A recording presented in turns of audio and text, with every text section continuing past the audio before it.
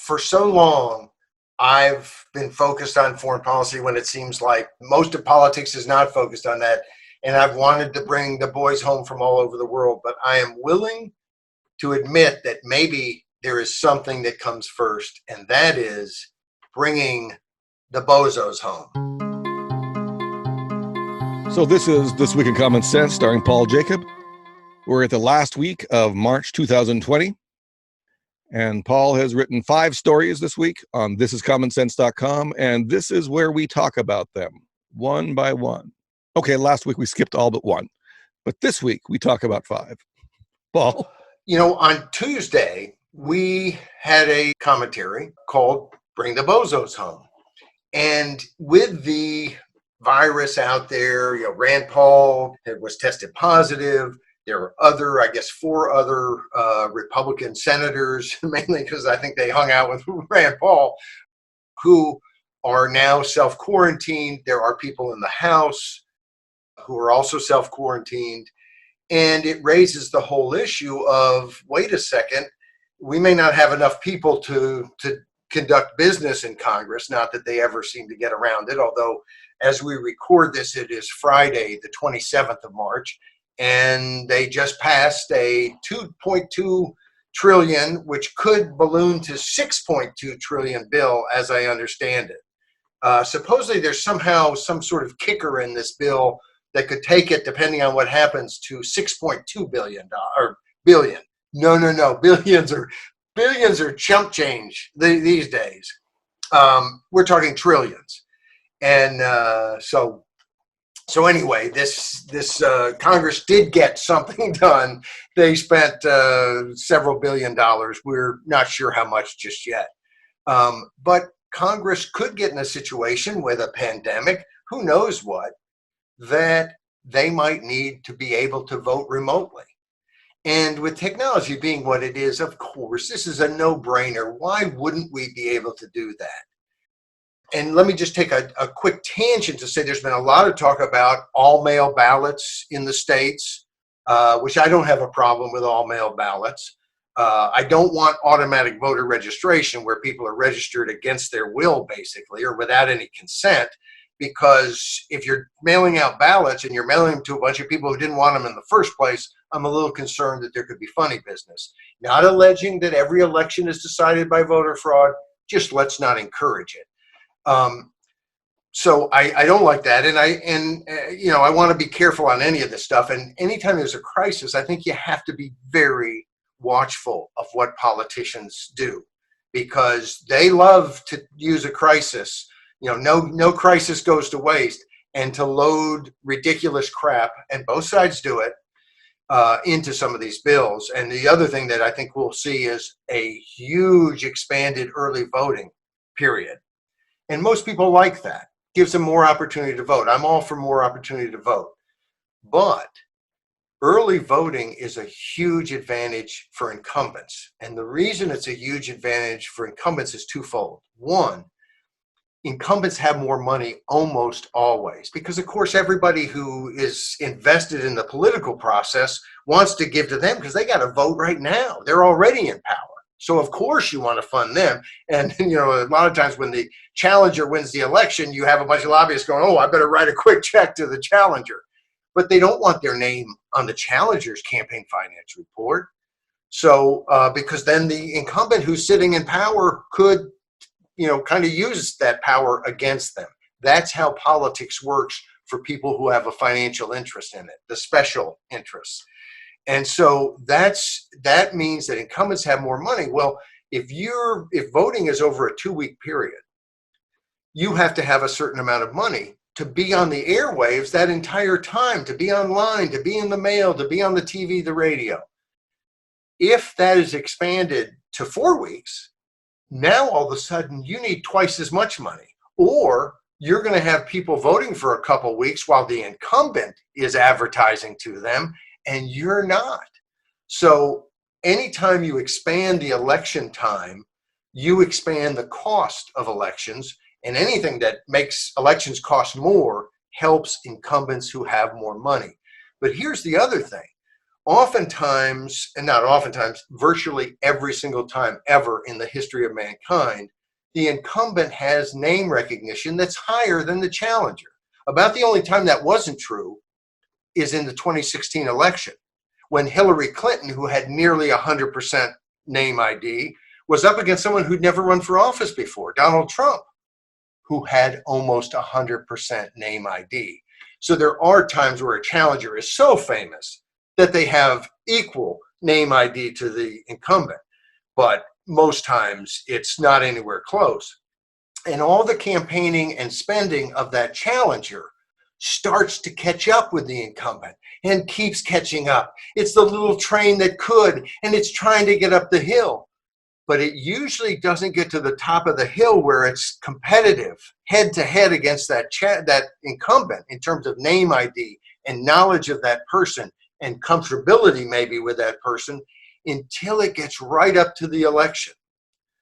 So if half the vote is cast before the election, it allows the incumbent sometimes to sock away some vote before people really had a good look at both candidates. And so both of those factors together make, and I'm not against early voting. I think it makes sense to do it in such a way that people are going to be, people who want to vote get to vote. That's the whole idea. I want anyone who cares to be able to vote. But I don't want to go with the, hey, let's just make it as easy as possible. If you make it as easy as possible, why not have a 3-month voting period? Well, the reason would be because incumbents will hardly ever be defeated if you have to spend that kind of money. It'll be whoever has the most money. The current process in a lot of states is a couple of weeks of early voting. I don't object to that. I might make it less than a couple of weeks if I could, wave a wand. I might make it a week or 5 days, and allow absentee voting and other things. But I guess since this is a tangent, I'll just close it there by saying this is something to be watchful of. Incumbents may tell you they're doing you a favor when they're really doing themselves a favor. Let's not let these early voting periods get out of hand. So back to fixing some of our election problems, because a week ago we talked about the pandemic petitioning and the fact that why haven't they allowed electronic signature gathering so people could sign a petition online? That would sure solve some of the problems today when nobody can go out with a petition to get a third party or independent candidate on the ballot or a petition on the ballot, because we've got a pandemic that has basically closed down the country. And now we realize the Senate is in trouble with some people who can't be there, and it could get a lot worse. And we might need these legislatures in Congress and at the state level to come in and do something. We keep saying, oh, the governor should do this or the president should order that. But sometimes you might need to change the law, and we might need our representative legislative bodies to get together. Technology allows it, but our stupid laws that our representatives don't keep up to date are blocking it. And so I endorse the idea of remote voting. But as I mentioned in this commentary, Bring the Bozos Home, let's do it big time. Let's not just do it in an emergency like this. Let's have our elected officials voting from home all the time. If they need to go to Washington to get together and rub elbows and discuss things, occasionally that might make sense, but it is ridiculous in this day and time to be spending all this money flying these people across the country. Most of the times they're not getting together and getting to know each other. I mean, that's a bunch of hooey. But most of the time they're in Washington plotting. And let's make them plot on the phone in their district, sitting next to people like you. And I think we're going to get better voting if they're voting from home. I think it also opens up something that I think most people have not thought about. But once upon a time, congressional districts were not 700,000 people. That is a ton of people. And it means that you have to have big money to launch a campaign and win when you have to reach 700,000 people. That's the average, a little bit more, the average congressional district. And it also means that you can't go door to door and shake their hand, especially with the coronavirus, and talk to them, even when there's not a coronavirus.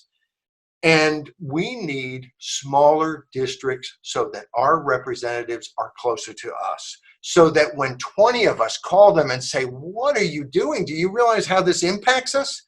They care. They give a hoot instead of really not giving a hoot. And in huge districts, we just don't have the same sway. We don't get the same representation. And in a system that is a representative democracy, if you don't have representation, it's not much of a system. And who out there, put it in the comments if you feel represented.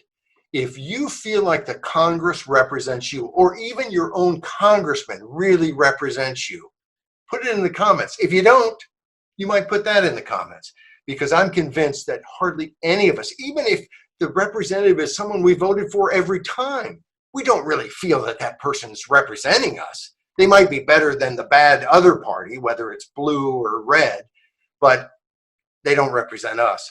And I think if they were voting in the district they live in and they represent, that the influence of us as regular American voters, as their constituents, as citizens, would be a lot more, and the power and influence of lobbyists in Washington would be a lot less. For one, they spend a lot of money on airfare, the lobbyists. So are you suggesting that representatives have offices in their districts and vote from there in special offices, and the senators perhaps go to the state capital and vote? Is that? Or they could even vote. Senators could vote from their district offices. All of the, every senator has offices throughout their state, and every representative has offices in their district.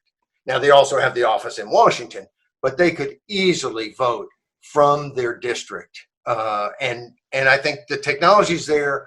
It would be a better situation in terms of allowing us, as the American people who are supposed to be in charge, to have more say-so and more influence. That sounds like a great idea. It's a very popular idea, but there's a little catch-22. Our fake representatives have to vote for it, have to support it. And so they have to know that we're aware of the issue and that we want it bad enough to maybe send them out on their keister. You also hinted that this would be a way of actually increasing the number of representatives. We wouldn't have to house them all in one place in Washington, D.C. They could be as many as that needed to be, down to 70,000 people represented, right? Yes, absolutely. It's right now we have districts that average 700,000 people. What if we were to go to districts that average 70,000 people? That's 10 times as many. Instead of 435, that's 4,350. See how good my math skills are? I'm not Brian Williams, but it's the kind of thing where that's a ton of people. And of course the argument would be, oh, it'd be chaos. We can't do that in Washington. We couldn't house them. We can't. But the reality is we're a big country of over 300 million people. And if you're looking for, saving a nickel, and you don't care about representatives, then let's just elect a president and he makes all the decisions. But I do care about being represented. And frankly, it would be tough to find. I mean, they could come to Washington, they could meet in a big, hall or in a stadium or whatever if they needed to. But they don't need to. They could be home close to those of us who they're supposed to be working for, instead of hobnobbing with lobbyists and other politicians in Washington. Now, it seems like this idea would be at least mentioned more often among the, the people who are for good government type of people. People. What was it? Common Cause? Wasn't that an operation at one point? Well, their Common Cause is still around. They're pushing campaign finance reform because so far all the campaign finance reform we've had has worked so well. It's funny.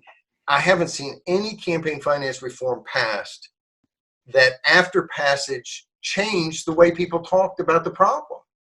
We still have the same problem having passed all these different restrictions. And of course, as someone who themselves is involved in raising money and when I'm successful doing that, sometimes spending money, I can tell you that as a small outfit, the campaign finance laws just scared the dickens out of me, because you can send a check for $5,000 to some campaign, and if someone files a complaint, it could cost you $25,000 or $50,000 or $75,000 or $100,000 to litigate and deal with the bureaucratic campaign finance police in various states, or to deal with the FEC. And what do the big boys do? Well, the big boys in Washington, after some of these campaigns, America's coming together, and what is the Crossroads, I think is the Karl Rove outfit. A lot of times these different outfits, at the end of a presidential campaign, they get their checkbook out and they write a check for $500,000 or $1 million or $750,000 and pay the penalty that they get from the FEC. You know, small folks can't do that. And we hear all this talk about we've got to get big money out of politics. But almost everything they suggest and everything that they've done in terms of campaign finance reform has worked just fine for the billionaires. If you can hire a battery of attorneys and accountants, this is no problem to get through the maze of campaign finance. But if you're a small outfit, you might as well not show up at the party. You can't afford the price of admission. So from a very personal way, I see how much the campaign finance regime is aimed at people who don't have the money to play at the top level, and is no problem for the people who do. They simply write a check. And of course, the FEC is set up as a protect the Republican insiders and protect the Democratic insiders, because there's an equal number of Democrats and Republicans. Now, if you're a Ross Perot, the late billionaire who ran for president, who's representing you on that government body? You've got an equal number of Republicans and Democrats, so they can't kill each other, but they can sure decimate you. And they can sure decimate any third party or independent candidate, or any Republican and Democrat who's not in with the in crowd of their party. As long as you're in with the in crowd, you've got an equal number of reps on that body. What drives me so crazy is when I found out that bodies like the SEC have an equal, the Securities Exchange Commission, have an equal number of Democrats and Republicans. Our government, in all kinds of ways, has taken the two-party system, which is nowhere in the Constitution, and has institutionalized it. And believe somewhere, it reminds me of Obama used to say a lot of times, well, Congress okayed it when it came up with the FISA stuff and some of these different, the NSA looking at everybody's, information in violation of our Fourth Amendment rights. His response was, well, Congress okayed it. Well, that's not how our government works. And it's kind of like if both parties are for it, we get to do stuff that's not constitutional. No, you don't. We have to take a look at these agencies. There should not be any agency. And if we had decent, honest courts, there wouldn't be. No agency that is set up in a specifically, blatantly partisan way where you have an equal number of Democrats and Republicans making the decision over other people's lives. Now, all of a sudden, you've set up these two parties as super people. The rest of us don't have any protection, but they do. And that is, again, it's a symptom of the fact that we don't have representatives in Washington. If we had representatives, they wouldn't have allowed this to happen. We have people in Washington working that we pay who represent themselves and their team, their partisan team, and their crony team. And none of that is helpful to the average American. This was a sort of pregnant commentary because we have talked before about representation and about the need for smaller districts, which ends up being more elected officials. But I think you can get more elected officials without paying more money, because they shouldn't be making the kind of big salaries that they're making, and they shouldn't get all the bennies and perks they're making. That is counterproductive. That kind of facilitates them feeling like they're a separate class who's above us, because they get all kinds of things that we don't get. And I'm not urging Congress to pass a bunch of giveaways to the average person, but this, we're going to talk a lot more about representation on an ongoing basis, because I love all kinds of reforms. Anybody who watches this regularly knows how much I love term limits, what a good reform that is, how simple and straightforward it is, and how it's got support all across the spectrum, except from our pretend representatives who won't allow us to have that because they don't want their power to be limited. But representation and the idea of having more congressmen and more legislators is not so popular. People somewhat instinctively, I think, oh, if we're going to have more politicians, it's going to be worse. There'll be more ticks, sucking our blood. But the reality is, if you look where government is functioning best from a legislative standpoint, I would point you to New Hampshire, where their 400-member House, which I believe equates to something like 3,000, 3,500 people per representative. I can tell you that in New Hampshire, if a rep gets 10 or 20 or 30 calls about an issue, they pay attention. And I can tell you that if you're in California, where the state rep districts are like 500,000 people, and the state Senate districts are 1 million people, bigger than congressional districts, you get 20 or 30 calls. Hey, if they're not from people who are writing checks to your campaign, what do you care? Because the whole thing's decided by who has the money to reach this giant audience. This is an issue that people have to, I think, be educated on, and we're gonna try to do that. But like you said, we have two things on the draft this week. That's about bringing somebody else home, but really it's about not sending anybody away. Yes, and it's somewhat removed. We had on Wednesday the National Commission on Military, National, and Public Service, a commission set up by Congress to pass the buck, has been studying draft registration. Should they extend it to women? Should there be forced national service where all young people would give a year or 2 years of their life?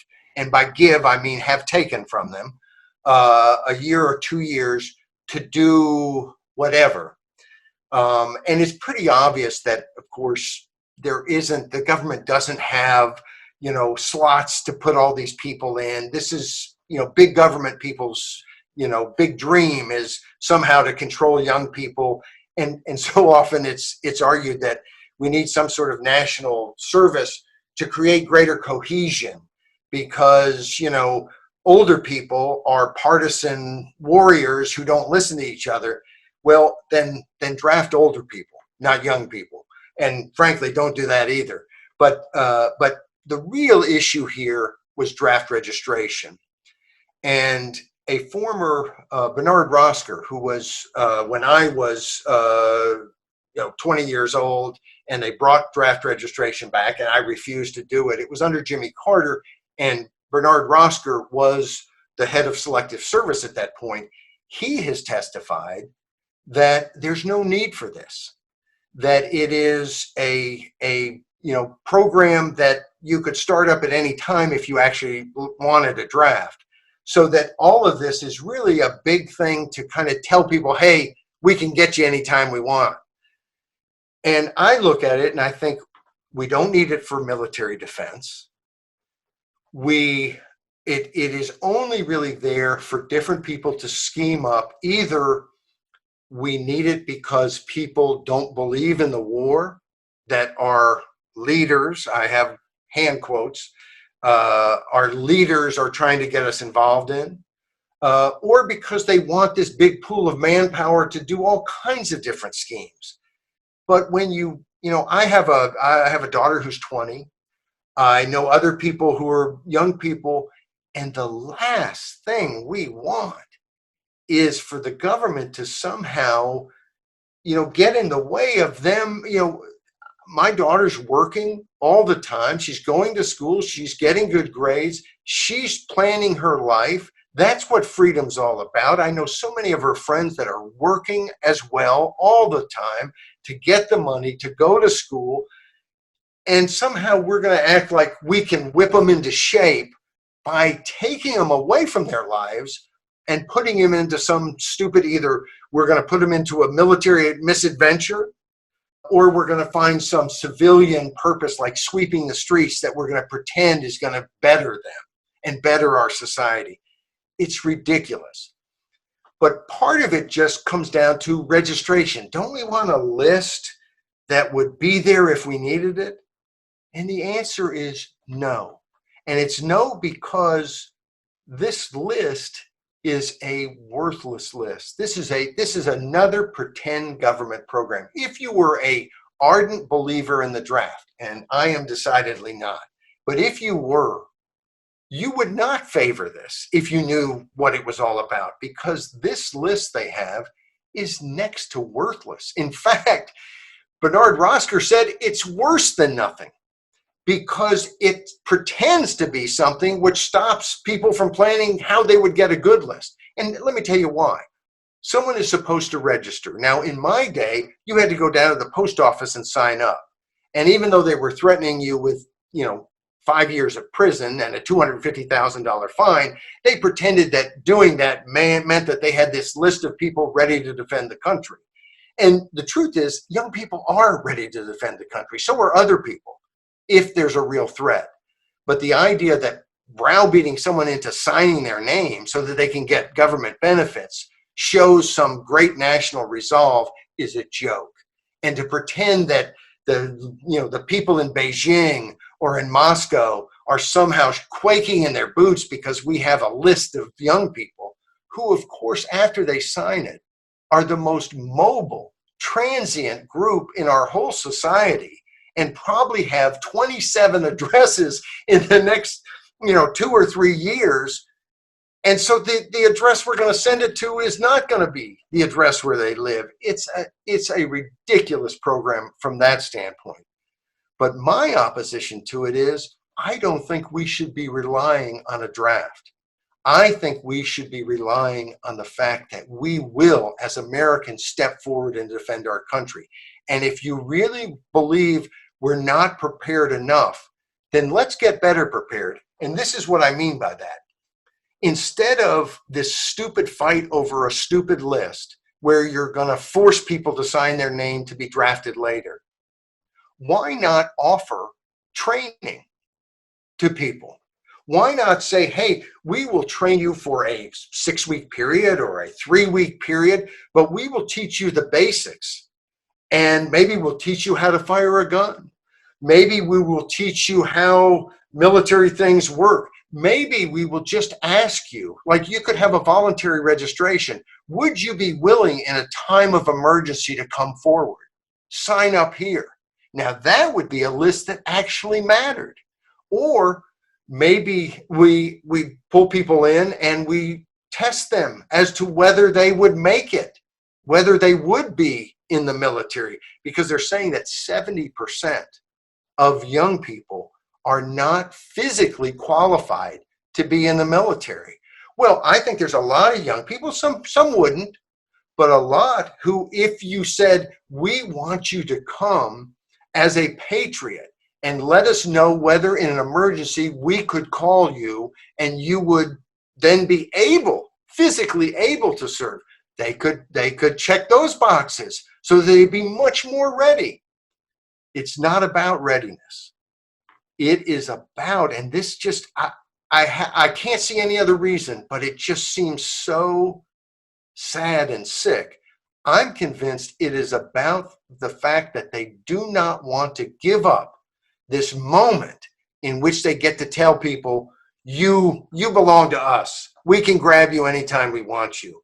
They don't want to admit to the American people that, no, we really don't have that power. And I want them very much to acknowledge that they don't have that power, and then to start to work from there. And it actually touches on Friday's commentary.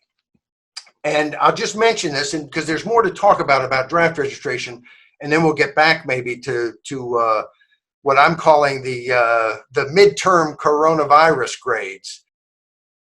But on Friday, we had a script called People Power in the Republic of China. And the Republic of China is the official name for Taiwan. It's not the People's Republic of China, which is the totalitarian country the mainland that's run by the Chinese Communist Party. But one of the aspects, you and I, and in fact on Facebook had discussed this some, and you had pointed out that the best government response had come from South Korea, and that the best public response had come from Japan. And I made the comment that the best combined public-private individual response had come from Taiwan. But in some ways, it's hard to see the response from Taiwan compared to South Korea, because South Korea had all these cases of coronavirus that they had to deal with, and they dealt with it very effectively.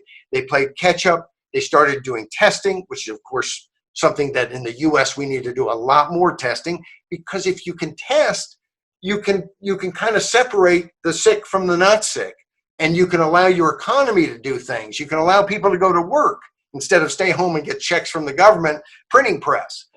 We print the checks, then we print the money. Oh, there's nothing behind it. There was some truth there. Well, in Taiwan, they have, and they're right next to China. And of course, they have people flying back and forth all the time. But they literally, I think they've had one, they may have had a second death, but they've had only about 100 cases. Many of them, students coming back from the UK or other places in the world. They have been very effective.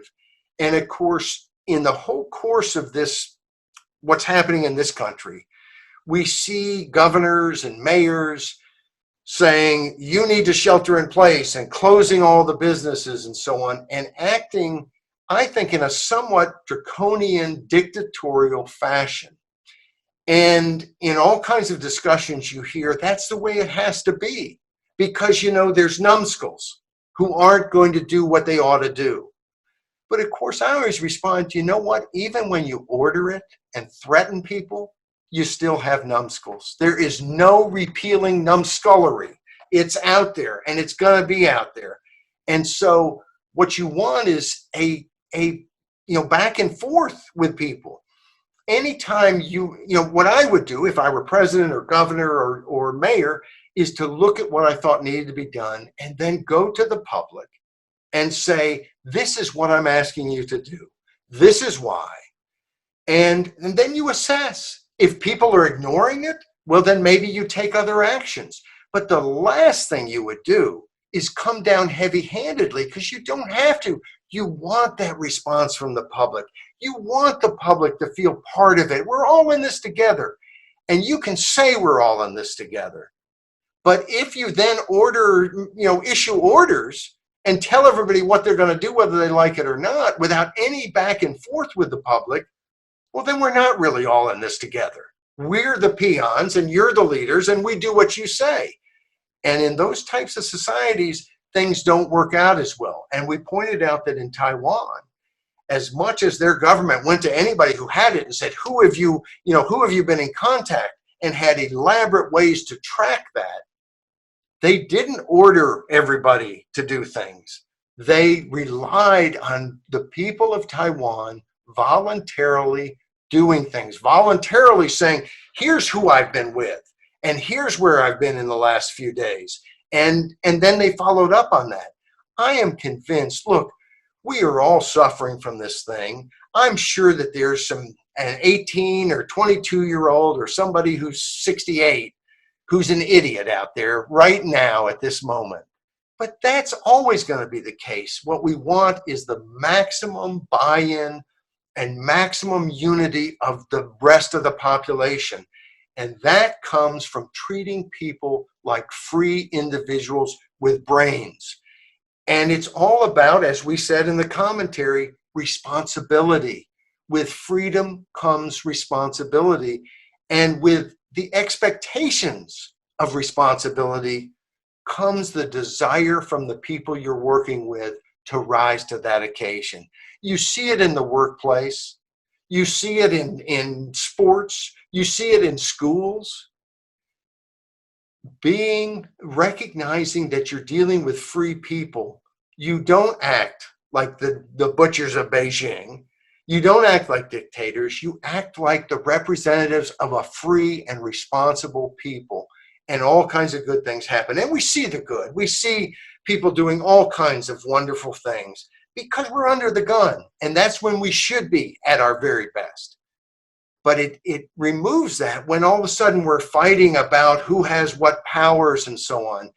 This is more about leadership and less about power. That was our Friday commentary. So we've already dealt with that, I think, Tim. And you've already, in a sense, dealt with Draft Mom or Not, which was Thursdays. You're right. It all sort of fits together.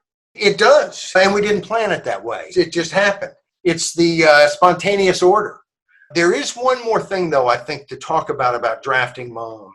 And this is something that we've been told that this is all about equality. And of course, we can argue about whether, women should be allowed in all the combat fields. They are now allowed in those fields. And I personally feel like if you can earn your way into that field, that your sex or gender should not stand in the way of you having that position. At the same time, I think it's true that if we had a huge segment of the population, both men and women, conscripted into the military, that a much higher percentage of men are going to be sent to the front lines for hand-to-hand combat. And Joe Heck, the former congressman from Nevada, who was the chairman of this national commission, said the biggest stumbling block was people didn't like the idea of sending their mother or daughters or aunts or sisters into hand-to-hand combat. Well, the truth is, I don't like the idea of sending anybody into hand-to-hand combat. And so there's two things we ought to do. One, we ought to not look for wars to get ourselves engaged in. We ought to avoid war at just about all costs, obviously not at the cost of our freedom. There is a time to fight, and we will fight at that time. But don't be looking for all kinds of interventions where we can send a bunch of soldiers to get killed. It's why we should have long ago pulled out of Afghanistan. It's why we should be removing troops from Iraq. And it's why I'm darn glad that even though President Trump has left most of the troops in Syria and doesn't seem to be following through on getting them out, he at least started to get them out. And so that's the first thing to do. Avoid wars that we don't need to fight. But the second thing to do is to have a volunteer army. And let us thank people for having the courage to fight. And if that is a woman, great. If that is a man, great. It doesn't matter. We are so thankful that someone is willing to fight for our freedom. But don't force them to be there. And I say this, I've debated the draft on military bases. I know a lot of people in the military, they do not want to draft. And I'm not hobnobbing with the Joint Chiefs. I'm talking about regular people, lieutenants and majors and colonels and privates and sergeants. They do not want a bunch of malcontents who don't want to be there in the foxhole with them. They want people who they can count on, brothers, sisters. And what we're being sold is that this is all about equality. What I'm talking about here is that Heck, the former congressman, chair of this commission, and Deborah Wada, who is on the commission and who talked to the New York Times, and who is a former deputy assistant secretary in the Army, we're both talking about how women could help the service. Like Wada said, they could bring a new perspective and new experiences. But wait a second. We don't draft people into the military to bring their perspective. I mean, apparently all the movies and documentaries I've seen are wrong. It's a really nice kind of, you sit in a circle and you discuss everything. No, this is fighting a war. And so it seems to me that they are pretending that men and women are going to have an equal opportunity to be forced into a foxhole on the front lines. And I think the reality is that's not what they're planning. They are planning to get a bunch of draftees, women, to do non-combat because there are going to be more men who are physically able to go through the rigors of all the training to be able to be in combat. And so they're selling us kind of a false equality. And why would they do that? Well, because now they get to conscript a whole bunch more people and they can force women to do this or do that. This is designed for war planners and national planners who want to deal with the American people as a manpower. We decide where you go work. And you can imagine some people have said, well, what about in an emergency like this? Wouldn't it be great to have a draft where you could? No, because you would have all kinds of resistance to it. Do we want to have riots and protests? And no, we want unity, not division. And if you have a draft, you're going to have division. And we need people who want to help and who are skilled in things like nursing and doctoring, and not people who are completely unskilled, who are pushed into some position that they don't know the first thing about. So calling for volunteers, and I note that in New York, they called for some of the people who are retired military, retired doctors and nurses, and asked them if they would come out of retirement. I believe they have 40,000 people who have volunteered to come out of retirement to help. That's what we need. That's the sort of thing that causes people, and we need some social sanction. I mean, the truth is, if you don't help your fellow man, well, then people are going to take note of that. If there's a war, Heck had this ridiculous scenario during one of the hearings where he said, imagine that we're attacked from both Mexico and Canada at the same time, and we put out the call for volunteers, but there aren't enough coming forward. And I'm thinking, well, first of all, it's absolutely ridiculous. And we wrote a commentary at the time he said this, but absolutely ridiculous to think that Mexico and Canada, who've never even rattled a saber, much less done anything to attack the United States, are going to do that. But really, you put out a call, our country is being taken over by folks, and nobody came forward? Well, let me tell you something. We're sunk if that's the case. And it's interesting in reading this 250-page ridiculous report that they put out, they estimate that if the Selective Service were not in operation, that to draft people would take over 900 days. To draft and put the first people into the military would take over 900 days, and that's why they have to have registration. Well, I know that if there was to be a draft, they'd take the list they have now through registration and they'd throw it in the trash can. And they'd go to the private marketplace and they'd buy lists, or they'd go to the Department of Education and they'd get lists, or to the IRS. And does anyone really believe, because if we do, we need to throw all these people out on their keister. Does anybody really believe that we would be attacked, that it would be a major war? And for more than 2 years, we wouldn't be able to send the first person? 900 days, it's not 3 years, but it's almost 3 years. It's more than 2 years. We wouldn't be able to send the first person to fight? I mean, that's ridiculous. This is government by insane bureaucracy, not by any sense of what a free people would do.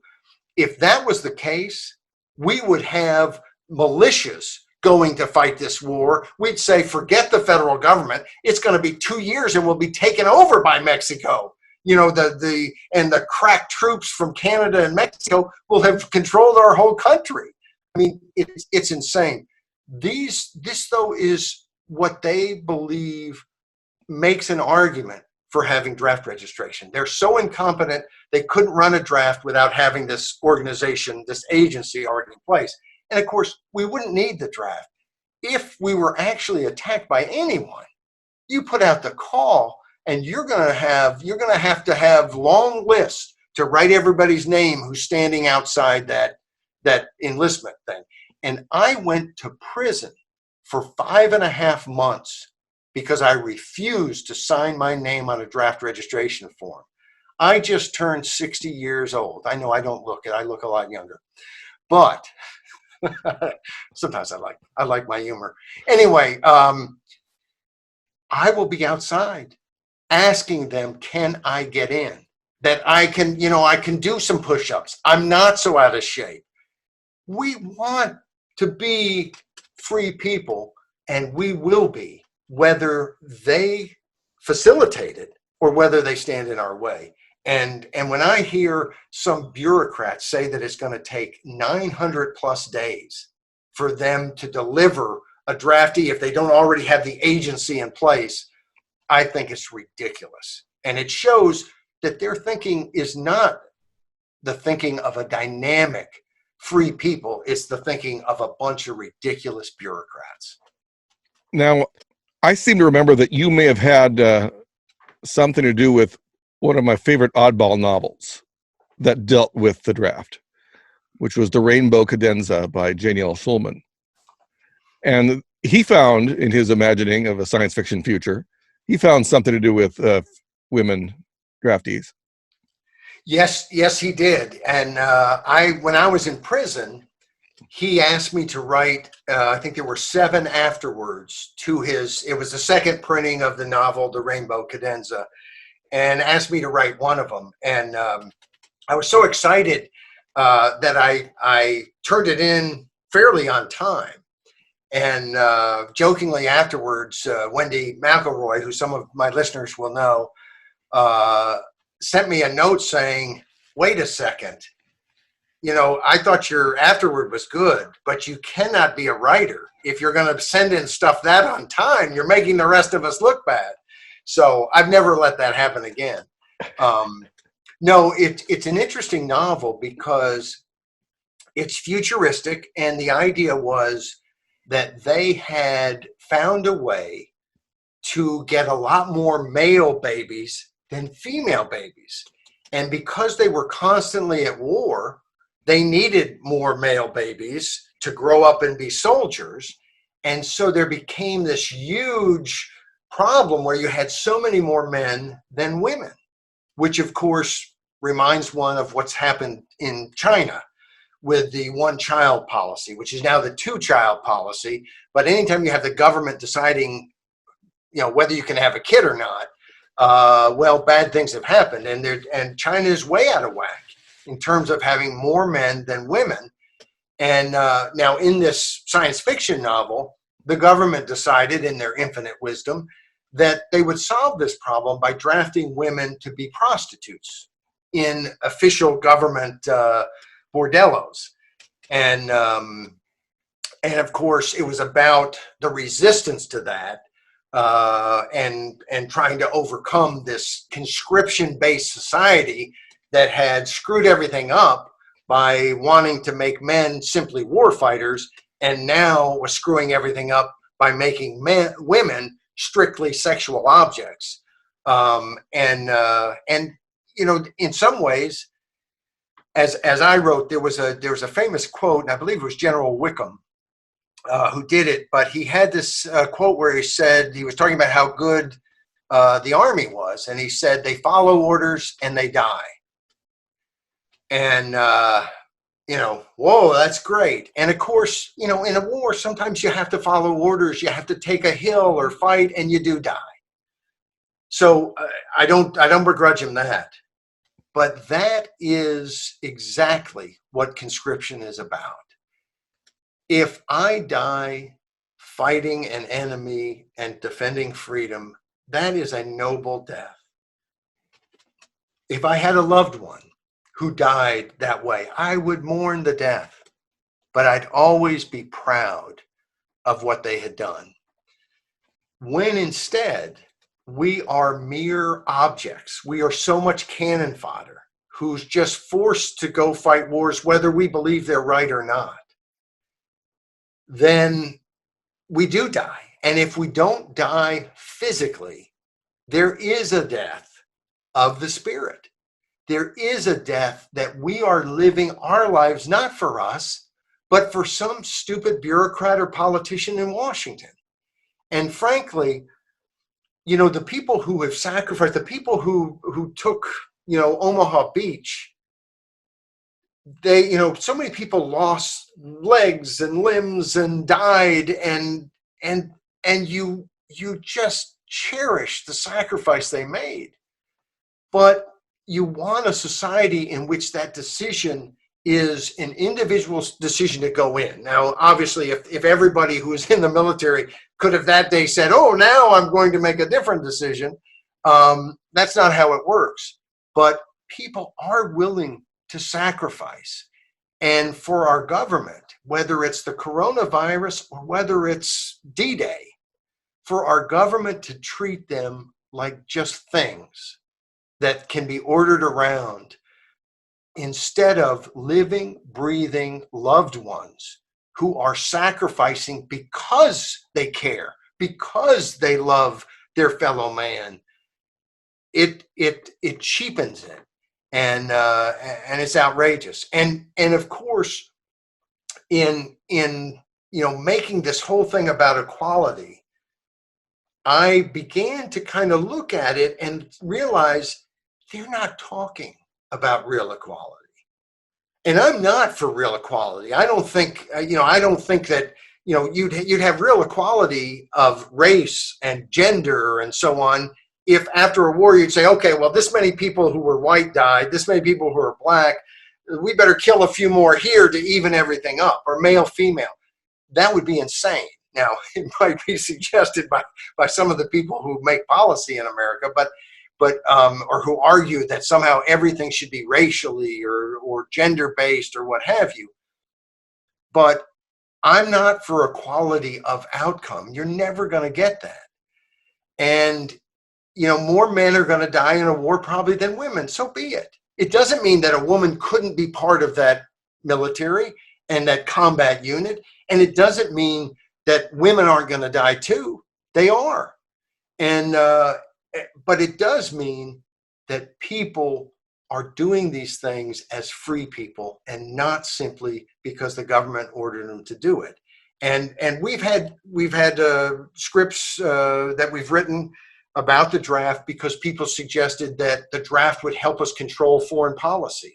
That somehow if and it was suggested, Elliot Ackerman was the writer who wrote for The Atlantic, and had a couple, had a piece that basically said, we ought to just draft the kids of rich people and force them into the military, because then they'd be on the hook, on the phone with policymakers and somehow stop the wars.